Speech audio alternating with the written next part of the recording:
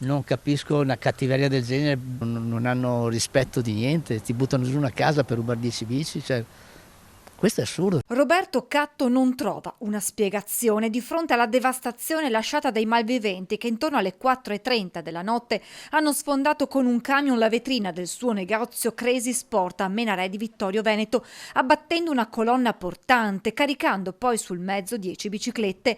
Altre 2 sono state danneggiate e sono da buttare. 5, 6 hanno diversi graffi e vanno sistemate. Un bottino che si aggira intorno ai 40-50 mila euro. Mi hanno portato via 3 bici dei clienti che fanno più male delle mie, perché comunque non è per restituire, comunque gli hanno portato via un bene che non erano a casa sua e quindi erano qui da me, quindi mi sento anche responsabile delle bici altrui. Ma i danni maggiori sono quelli a livello strutturale. Fra furgoni, casa, negozio, bici, sono centinaia di migliaia di euro di danni. Nel giugno 2024 Catto aveva subito altre 2 spaccate nel giro di una ventina di giorni l'una dall'altra. Nell'ultimo colpo i ladri avevano rubato 16 bici usando un furgone poi abbandonato sui binari e travolto dal treno regionale Belluno-Conegliano. Dopo questo furto aveva messo in sicurezza il negozio pensando fosse sufficiente a bloccare i malviventi. Però se ti entrano dentro con un camion e buttano sulla casa, puoi mettere tutto quello che vuoi davanti.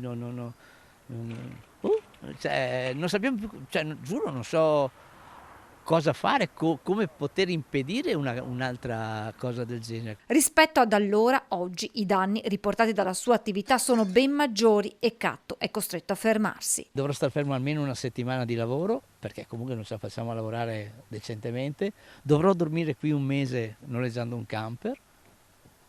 Un mese ci vorrà per mettere a posto. Come 2 anni fa dovrà noleggiare nuovamente un camper per trascorrere la notte a presidio del negozio in attesa che venga messo nuovamente in sicurezza. Loro fanno il furto adesso, sanno che tu per un mese non sei in sicurezza e quindi ritornano a cercare perché vanno dentro più facilmente e quindi bisogna dormire qua un mese finché tutto non è in sicurezza e poi sperare che non buttino giù la palazzina per rubarti altri 4-5 bici. Un mese fa Roberto Catto ha festeggiato 25 anni di attività e oggi, nonostante la devastazione, la voglia di rialzarsi ancora una volta e di andare avanti è più forte della rabbia e dell'amarezza. Come si torna al lavoro dopo questa esperienza?